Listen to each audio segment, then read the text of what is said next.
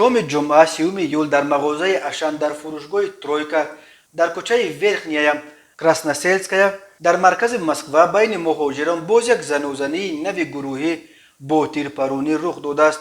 این فروشگاه در نزد ایستگاه متروی کراسناسلسکایا در نزد سه وокзال روی اوهان یاروسلافسکایا، لنینگرادسکایا و کازانسکایا جایگیر شده است. منبع خبرگزاری تاس در مقامات حفظ حقوق خبر داد که در پی زنوزنی گروهی کارمندان پلیس حدود 50 نفر را دستگیر کردند.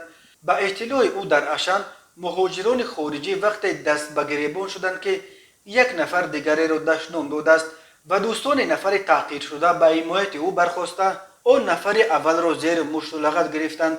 در جریان مناقشه کسی از سلاح استفاده برده است و حالا معین میکنند که این کدام نوع سلاح بود.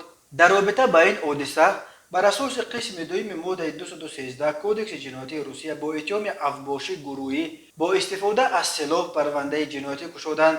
با اشتراکچیان مناقشه همچون جزا جریمه به مبلغ بزرگ و دپارتاسیا و حتی تا 7 سال حکم زندان با دپارتاسیای بعدی از قلمرو روسیه تهدید میکند. در یکی از ویدیوهای نشر شده دیده می شود که دو گروه جوانان در نزد مغازه اوستین زنوزنی دارند. در ویدیو دیگر لحظه زنوزنی دو گروه در مغازه اشان ثبت شده است. در این ثبت دیده می شود که راهگذران با ندای بس کنید کوشش دارند که طرفهای درگیر را جدا کنند. بعد چند لحظه دیده می شود که اشتراکچیان زنوزنی از جای حادثه فرار کرده به هر طرف پراکنده می شوند. در چند هفته اخیر در روسیه یک سلسله زنوزنی ها بین مهاجران رخ داد. از جمله شب 12 ایول در نزد ایستگاه متروی کوزمینکی حدود 200 مهاجر اساساً زادگان قرقیزستان و تاجیکستان زنوزنی کردند. پلیس 103 نفر آنها را دستگیر کرد. روز 18 ایول زنوزنی با اشتراک حدود 20 نفر در شهرک اپریلوفکا در ولایت مسکو روی داد.